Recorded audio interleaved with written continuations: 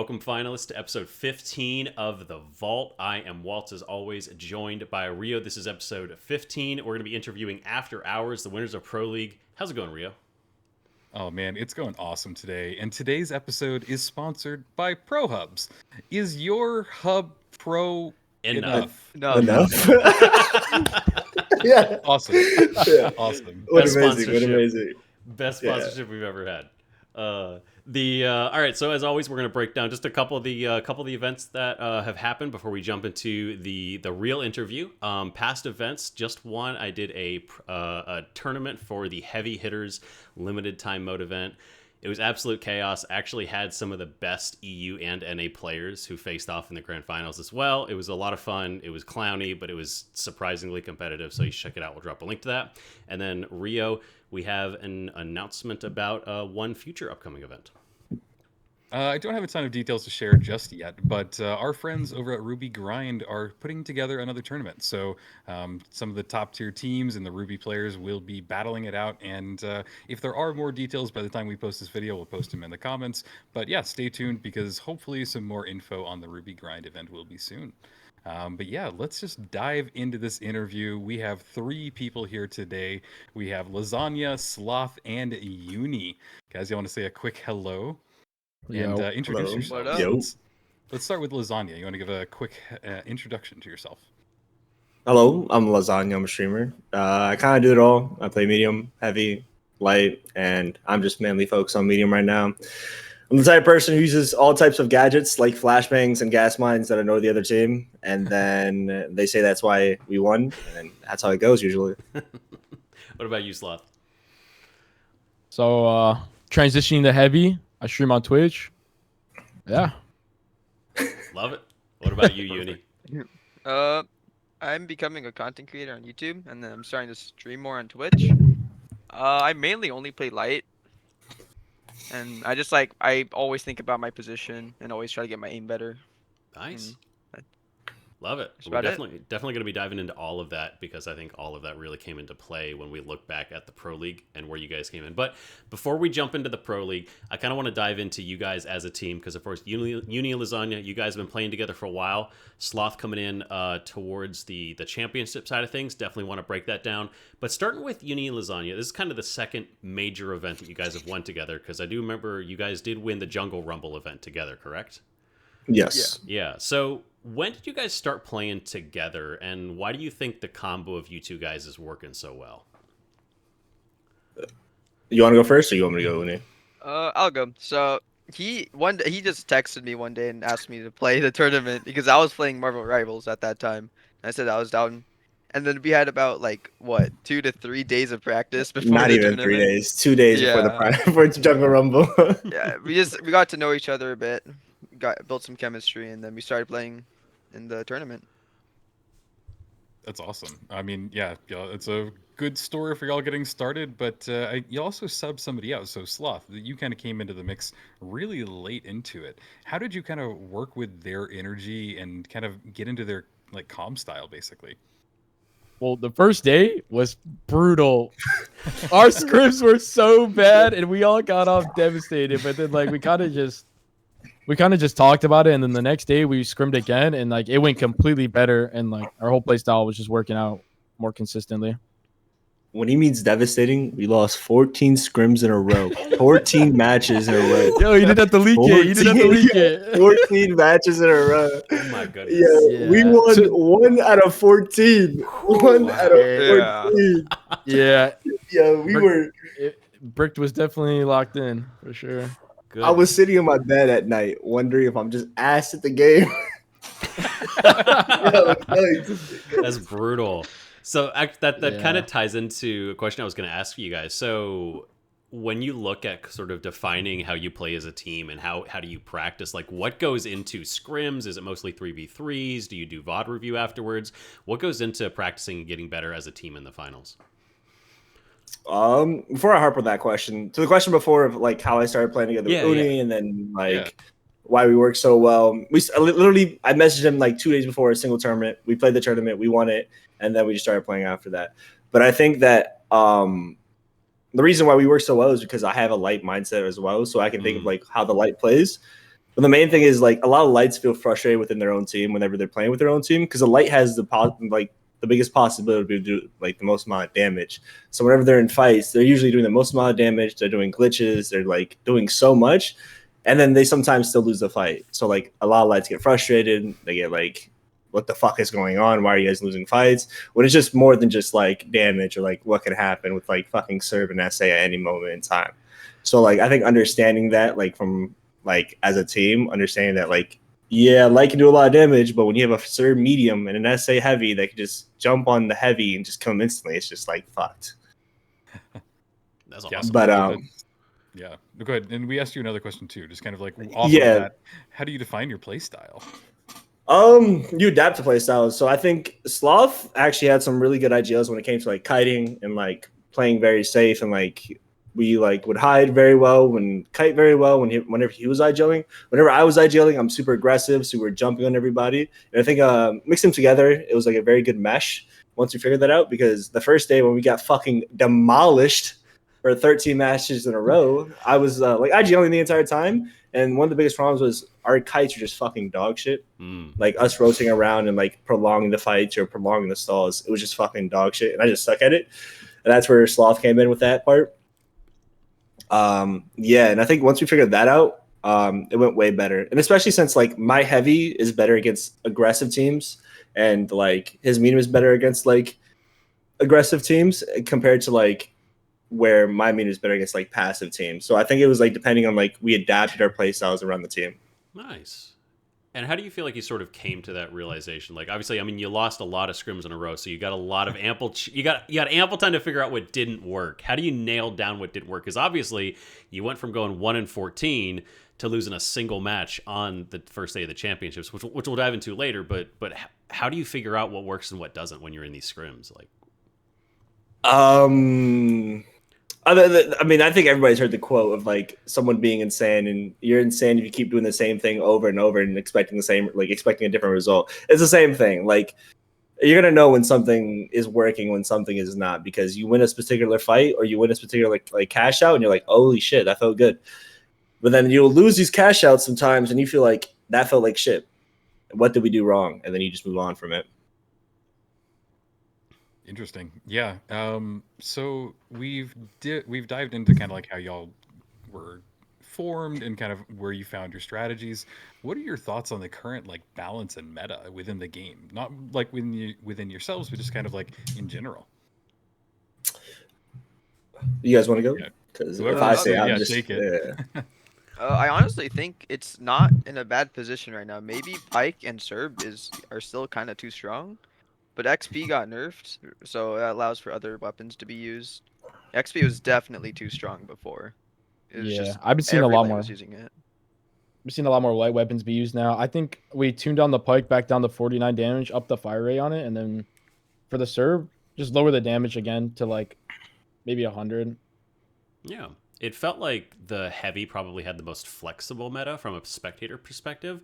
Is that something that you felt, Sloth, as you were playing? Like, do you guys felt like heavy was the most flexible in terms of what you could pick, or was that maybe sort of just we saw things correctly? You could run like Shaq and like LMGs, but the problem with that is like you're a standstill target. You're basically just sitting there waiting to get glitched, rather than with SA12 you're jumping around, strafing everywhere and juggling your mesh. And so, looking at light as well, like Uni, so XP got nerfed. Do you think things like ARN, LH1, are they back on the menu? Is that kind of what we're looking at, or is it going to be just an ARN all day? Yeah, I think other weapons are definitely viable. Like M11, I think that could work too. Oh, return to the M11 Uni. I love it. Yeah. Yeah, you were really running the not the M11 but the ARN in the beginning, and I noticed you kind of switched off. But is that what you're kind of going to go back to, or M11 is kind of your calling at this point, or have you figured it out? I think I'm gonna run all three weapons, honestly, depending on the map. The map one's really interesting. Sorry, go ahead. Do you want to follow up on that, Rio? No, keep going.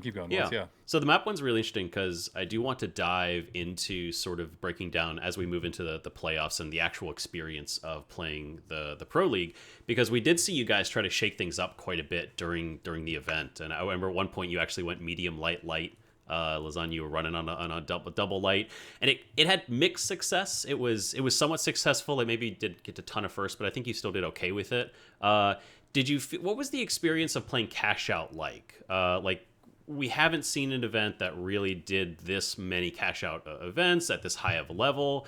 Lasagna, starting with you, do you feel like it actually got better over the course as teams got to understand the mode? Do you think there's still a lot of flaws with the Cashout? Like, how was the experience of playing in the Playdays and Cashout in a competitive format?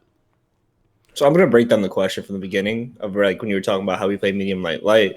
Starting off with the medium light, the reason we went with that, I wanted to experiment, mainly just me, like trying different rules, because we did try medium light. We did medium light in scrims, and both medium light and medium light, we've never lost except once in scrims, especially on medium light. We just dominated completely. Like, there wasn't even like a question of like whether it was like The initial reason why we started like playing MLO is because we really struggled against Sledge teams. Yeah. So we transitioned to MLO, and we just kept like, we are demolishing Sledge teams because we were just always able to dash away from the Sledge. The Sledge literally had no power. The Sledge is only really, really good against the heavy. Like, it's an insta kill on the heavy no matter what. Playing 12s though, it's god awful. I'm just gonna be honest. That's just god awful in like every manner. 12 is just terrible, but it's a part of the game. And it's just very griefable. Like, if a team doesn't like you, whether they're doing bad or doing really good, they can stop you from like actually doing good. So that's the difference between like 3v3s and 12s, in my opinion. And what about you, Uni? What are your thoughts on kind of Cashout? Is it competitive even with the griefing? I don't think so. I agree with Lasagna. The griefing can be really crazy. Yeah. I know, like, I definitely saw that you guys struggled to kind of get those consistent top placements a little bit. And you still finished second place, so you still ended up making it through in the top two in the NA group. So obviously, you still were able to figure something out. But then as you kind of moved into the playoffs and finally got to get back into those 3v3s, you ended up getting fourth place. I think you're tied for fourth in the playoffs. You got knocked down from the upper bracket by Holthouse Finest, and knocked out the best of one by Blowers as well. So I'm sure you were already pretty confident in your qualification to the champion. I mean, you already got the qualification to the championship. You were already through, but I'm sure you wanted to do a little bit better, and I've noticed that Holthouse Finest does seem to kind of consistently take games off of you guys. What do you think went wrong in the playoffs? And I don't believe Sloth had subbed in by that point, right? No. I was not, no. Benny, you want to go first and then I go? No, you should go. Okay. You want me to be truly honest on why we did so bad in playoffs? In my opinion, us getting like fourth or whatever the fuck we got is just terrible. Serb. I just didn't play Serb. Fair enough. Mainly is literally because like once the medium and heavy are playing the same weapon for especially like Sis Horizon, Fortune Stadium, maps that are really like close, you need your heavy and like medium to have the same mindset. And for a medium to do damage with Serb, they have to push in. Same thing with a heavy with an SA, they have to push in. So obviously you guys are gonna be together the entire time. But I hated Serb. I didn't want to touch Serb. I didn't want to touch that. And then I ended up touching Serb for the tournament. But before then, I was just playing FCAR and FAMAS, and then I was just baiting my heavy, and then Uni was just baiting us. So like we won a lot of matches and we won a lot of scrims off that, but just Serb is just too strong right now. Sadly, there's no play for like how to like smartly use a rifle right now with just how strong Serb is, unless you're playing like Seoul, Monaco, or like one of those maps where you can actually use Pike or FAMAS and actually dominate. And Uni, what are your thoughts? Yeah. It was also that around that time I switched to XP. Like, me and Lasagna would go into TDM, practice Serb and XP. Because before I just used ARN and M11. I didn't like XP that much, and then I had to use it for the tournament just because of how hard it beamed. Yeah. So yeah. Yeah. Fair enough. So big takeaways, I guess, being you gotta eventually fold to the dominant meta, unfortunately. Yeah. Well, and even still, there were definitely like moments, as we'll dive into as we kind of get in later, where you guys did experiment and kind of flex a little bit more than we saw other teams do so. But when you got into the championships, Mad ended up getting dropped, and you brought Sloth in. Sloth, did you expect them to reach out? Like, how did that start off, and what was it like jumping in and then immediately losing 14 scrims? Honestly, I was. Bro, hit me with the nuke right there. He had to throw that in. Honestly, it was kind of random. They just said that they needed me for play day, and we just started scrimming 2 days before, and we had literally no synergy at all. Because like their play style was completely different to what I was used to at first, and then like eventually we just adapted and became one. I'd love to drill into that just a tiny bit too, because you did sub in for you've subbed in for quite a few teams. I know you worked with Bricked a little bit as well. What is it about AHS that was different in like the play style? Like, what did you feel like? Was it comms? Was it the actual play style itself? Originally, like they were kind of baiting. Like it was more like a bait situation going on rather than like gluing to each other and playing hips. Yeah. So like a lot of the times it would just be me getting caught out alone with like 3 people on me rather than, us all being together. But then after like we just adapted and kept hip, it just started cooking. Yeah, that's awesome. And I mean, this one kind of goes out to the entire team. As we moved into the championship series, y'all were introduced to playing against the EU side. And did y'all notice a lot of changes between the play styles of EU versus NA? I mean, we all know that NA ended up taking it, so I'm kind of curious your thoughts on the EU. And be honest, because that's what we're here for. Whoever wants to take that one, that one's very open. I mean, we fought only one EU team. Yeah. And they got demolished. Right. Yeah. Yeah, we dropped like I think 30 or 35 kills on them in one match. Goodness gracious! I had like 16. Sloth had like 9. Uni had 10 on them. They just do a bunch of hero plays. That's really what they do. Really? Like literally just hero plays. They don't play like they do 0 teamwork. And their meta was so their meta was so. Yeah. A hero play is basically when you expect one person to be able to do everything for the team.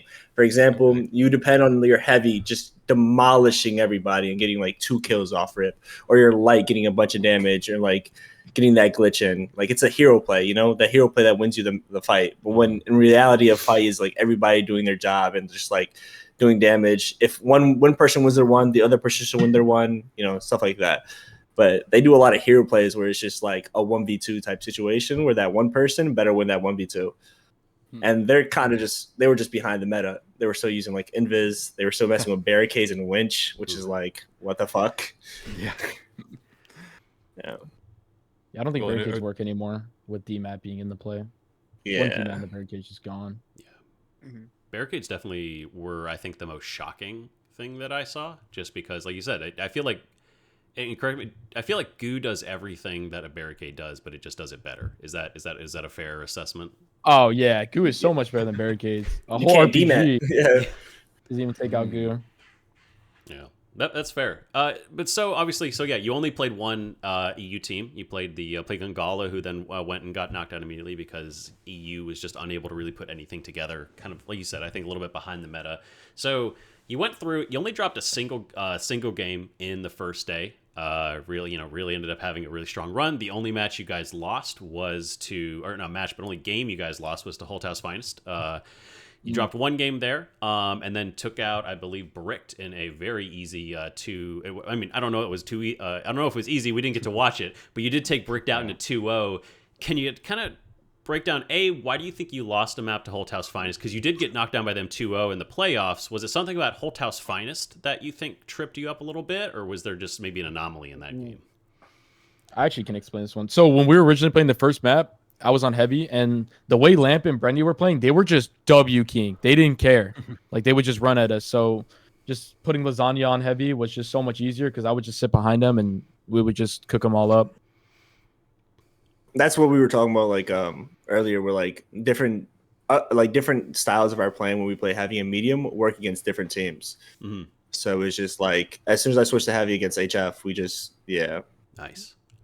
Yeah. No, and I think that's a really like interesting point because that's what we saw from you guys is that y'all were really dynamic compared to the other teams, and I almost feel like that's really what sets y'all apart. Is just that y'all have gone a step further. I think people really kind of found their role within the game. Other teams, but you guys were just like, here's our role, but also here's what we can also do. And I think that really kind of helped you guys, at least from the casting perspective. That's what it looked like, and basically what I'm hearing from you guys today. So that's really cool, and just to hear why y'all swapped off, because yeah, I think it makes sense. But let's kind of dive into the championship games, because that was back and forth. I did not expect it to go to the entire distance for all of the maps, but What a game. just yeah, I know it was a great end up. But what was your thought process just kind of through the swinging back and forth? Like, were y'all losing faith? Were y'all kind of trying to remotivate yourself? And I guess we'll throw that to you, Lasagna. There's one particular moment where you're playing on Las Vegas on that last 5 seconds of the match, and you don't know whether you're gonna lose. You're for sure in your head you're gonna lose. Mm-hmm. But that's the thing about like 3v3s and Cashout, right? Like anybody can take the point at literally the last second, and everything you just did between then and there, like no matter how good you play, you just lost it all. And we were low key like not getting dominated against in Las Vegas, but we were losing fights. We were losing we weren't like completely confident, and we're just like, fuck it, just fucking play type shit. We just go straight towards the point, goo it up. Uni shoots from top, and Uni just fucking beamed, just absolutely beamed. What an angle. Yeah, and it was just like, it's just one of the, that's what makes 3v3s. It's that because you're never gonna know who's gonna win until the end, right? Yeah. Like you have the cinema moments where like every single match goes all the way to the end, and every single like a cash out gets stolen literally the last second. You're like, holy fuck, they were just getting dominated. Pulled it out. Is there because obviously Team D in that upper bracket finals, they have Llama, one of the best Sledge players probably in the world right now. You mentioned earlier you guys struggled against Sledge, and you actually prepped medium light to handle Sledge. Was there a point in time during that upper bracket finals you considered pulling out the double light, or did you just not feel confident enough with that play style? I think the heavy was the right play. I felt confident. Like I like in my head I wanted to go medium light. I was just like, fuck it, we'll just do it. But then I was like, Sloth wasn't going to be like comfortable with it because he's also like he was also new at the time. So we're just gonna do HML. We're confident we're gonna win on HML anyways. So it's not like selling or anything. Yeah, but comfort play.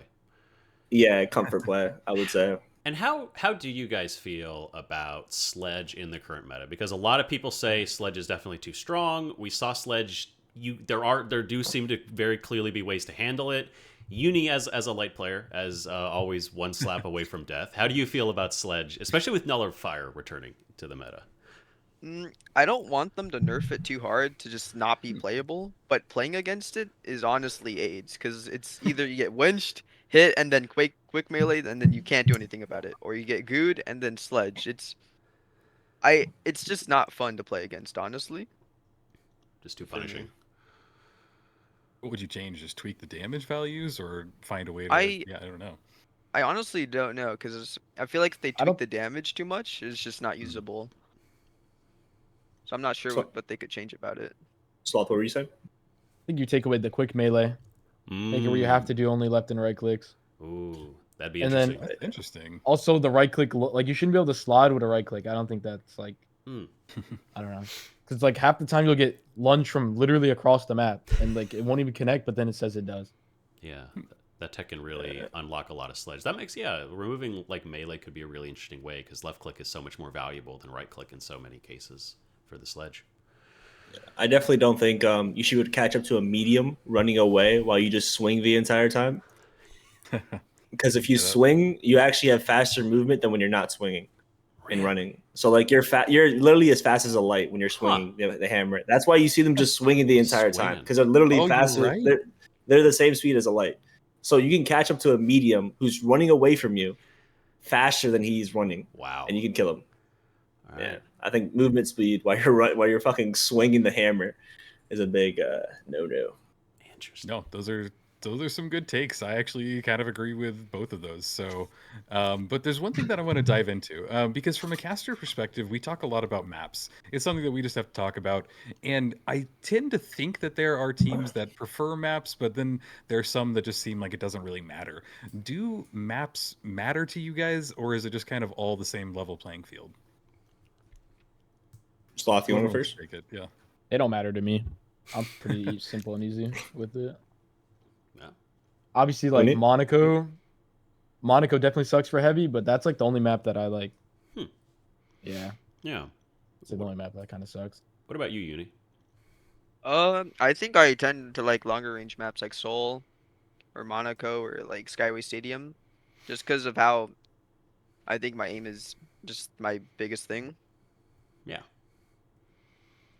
And what about you? I would also- yeah, because I saw you even swap up your gadgets, Lasagna, on different maps. Like Yeah. you run. Yeah, I think in the interview afterwards, you mentioned you run flashbangs on Soul specifically. Like, do you feel like maps actually have a difference, or do you even play different Yeah, on them? definitely maps have a big like impact on like how you play and how you go, because we've never lost a soul map, so whenever it's soul, guaranteed, no matter what, like we know how to play it positionally. We're super good at it. Every little time we play fortune, we fucking suck at fortune. I'll say that for Really? sure. Like we suck at fortune. We lose a lot of fortune maps. Maps definitely depend, because it depends on how like cash outs are and like what is better, like when you can be aggressive, when you're gonna play height. And we're definitely like a long range team, as in like aiming wise. So like if I'm on Pike and Uni's just beaming from afar, like we just don't lose. So why? Like that's why we don't lose on Soul. But the flashbangs are for more for like irritating people rather than like actually like playing off of it. Because the more people get irritated, the easier it is to win against them. So like you just flash one person the entire time and they just get irritated. And you can do it super easily on Soul. Play the mental game. I love it. What are your thoughts on Kyoto as a competitive map? Because in pro leagues it was completely banned, and we didn't play it once. So, Lasagna, what are your thoughts? Is it competitive, or is it the right choice that it's not in kind of the competitive scene? It'd just be Soul, but 10 times worse. So you just have people sitting on top of Pagoda or Dojo with pikes the entire time. I wouldn't even think you don't even play heavy. You play double medium with pikes or triple medium with pikes, and you just sit up top Pagoda and just shoot the entire time. Doesn't sound very enjoyable. True.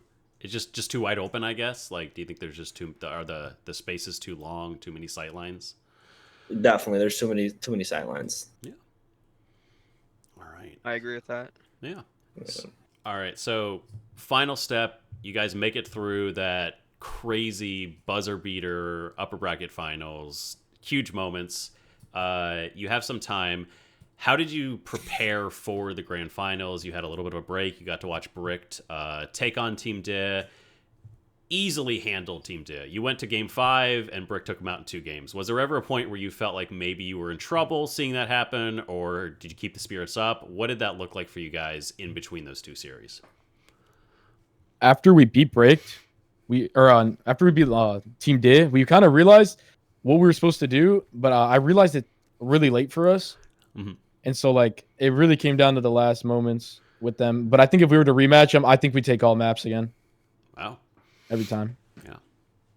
And for you, Uni, like, when you actually started getting into the games, it was almost more swingy. It felt like kind of the maps were going back and forth and back and forth. How did it feel when you were actually in there? Like, what were the comms like, especially when you guys, you guys went down 2 maps in a row before finally taking back the last map. It got to match point for both of you. What was that like internally? Did you have to have a rally moment, kind of a come to Jesus moment there at the end?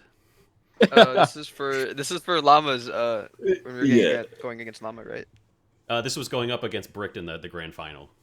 Oh, Bricked? Yeah.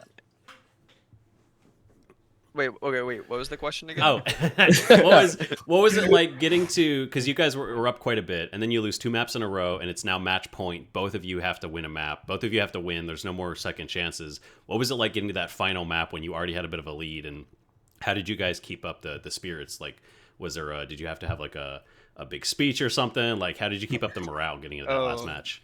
Honestly, I just kept thinking about my position and like what I had to change, because I realized when we lost those maps, they were just playing. They were inting on my Lasagna and Sloth, much harder than before. Mm. So they would get there before I could even glitch or do anything. By that time, I'm just like out in the open. Yeah. And then Interesting. final question to you, Lasagna. Like you get there, you have that last final match, which does go. It's incredibly close. Obviously, you guys pulled it. When did you realize you won it, and what was that experience like of actually winning the entire thing? So as soon as we started killing the last person in Sis Horizon, we all just stood still for a second. We didn't touch anything, and we just yelled. I think at that moment, like, yeah, like, I guess like when you keep winning, like the emotion kind of gets dull, but it's not like it's like not exciting or anything. Of course, it's exciting.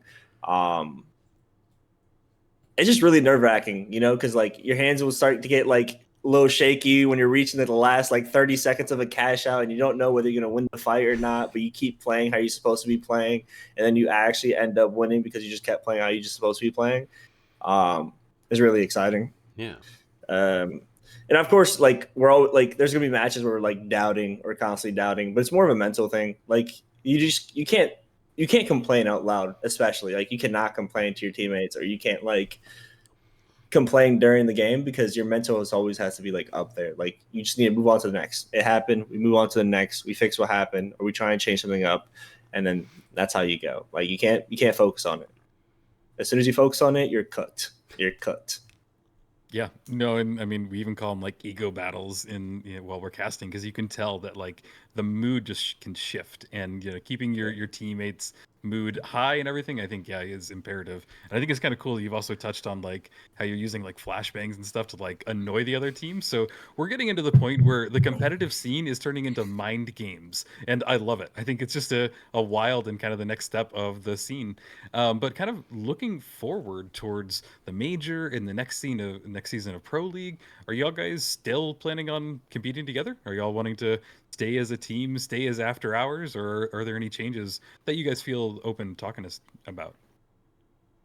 Do you want me to talk about it, guys, or? Yeah, go for it. Yeah. Yeah. Yeah. Okay. This is just being straight up and honest. Sloth is a tryout, so like we are with him currently right now, Yeah. but we do want to try out other people at the same time. Sloth is our number one pick right now, as of right now. We are going to try out people down the line, whoever works best. But I think Sloth really does complement like my IGLing, and then he IGLs for like kites and like stalls. I think we really mesh together. I think it really meshes with the team. We just didn't have good like any like good scrims, so like we just had devastating scrims, and then we went straight into the tournament, straight into a win. So I think that's why it's like a mixed feeling. Yeah. But I think the more we scrim, we can like feel each other out and like actually see what's going on, you know. Yeah, it seems like you guys are taking it in a very, mature process, making sure to actually think through and try not to let emotions get, too much of the better of things, which I think is smart. And of course, the big thing we kind of have to look forward to is there obviously is a future Pro League season on the horizon, but there is also going to be the major is coming out. We finally got dates. We finally got qualifiers, kind of a time frame of qualifiers, and obviously I assume you guys are looking forward to that. Did you have like any reaction to that when you're looking forward to? There's going to be 16 teams there. I know you guys are obviously going to be angling towards some of those slots, but is there any like thing you really want to see or really worried about seeing? Like what are you kind of your gut thoughts as you like look towards the major, because it's starting to get really close. So we can start with Uni and kind of work through Sloth and finish on Lasagna.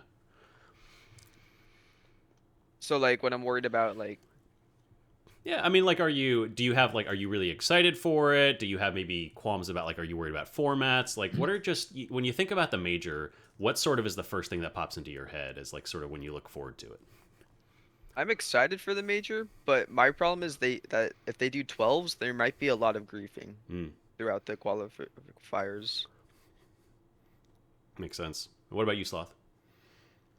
So my initial thoughts were like excitement, but then like you start thinking about qualifiers, and if people are gonna legit suicide grief you, that's like one of the bigger things. Like there's people who won't even care to qual, and they'll just try to ruin your time, or like cheaters as well. That's gonna be another thing that we have to go through for these qualifiers. And then like also like the meta, what's gonna be the current meta from when we're at LAN? Like we don't want Serb running down the whole game again.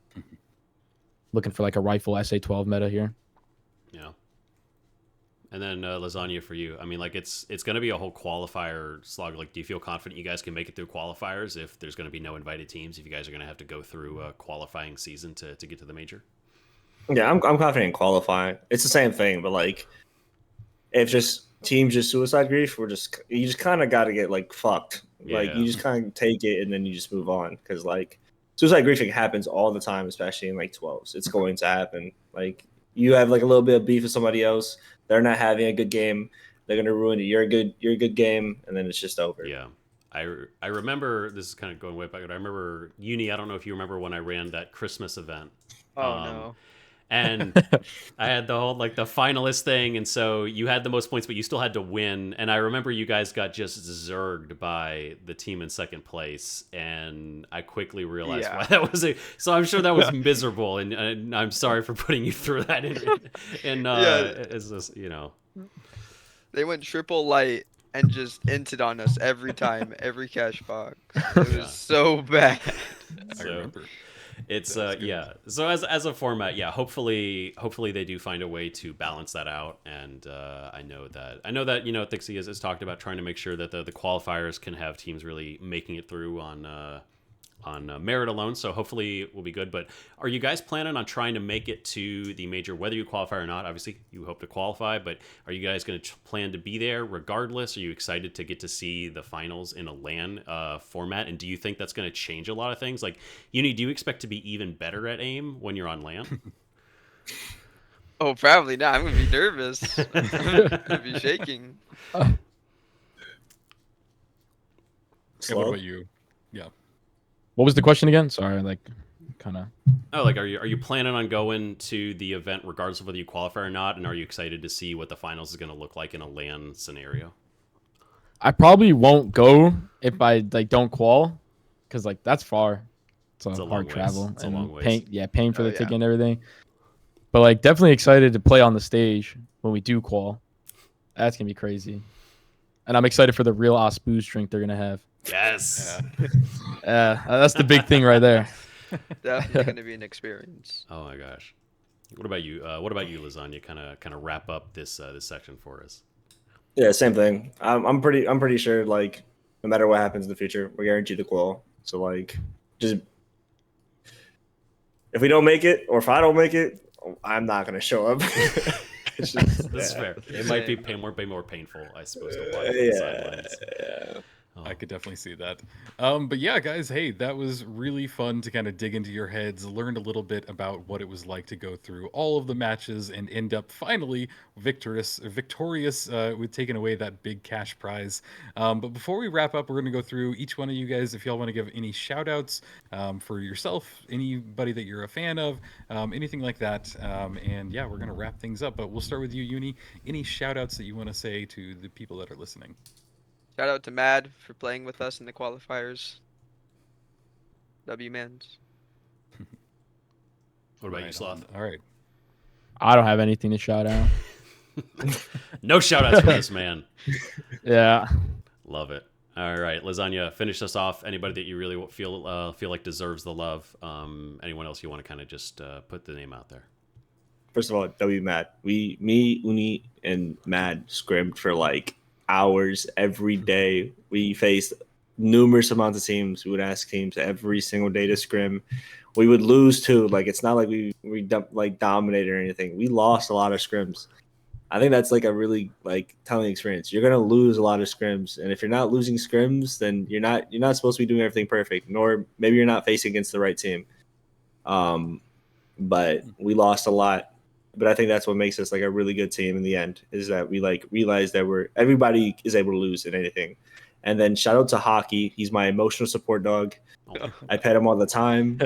Yeah. Aw. Yeah. Amazing. All right, guys. Well, that's going to wrap it up for this episode. We really appreciate you guys coming on. It was great to get to interview you guys, especially after such a monumentous win. It really was incredible to watch. Getting to see you guys throughout all the qualifiers. So incredible stuff. Congratulations again. to the both of you, so we appreciate you coming on. For everybody who's watching, thank you again for watching. We really appreciate it. We got more interviews coming up with you soon, hopefully with some more of these guys, but on a solo, so we can dive into them a little bit. But we'll be coming back to you soon, so make sure you stick around, subscribe to get notified when those do come out. But that's going to be it for us here. We will see you next time on The Vault.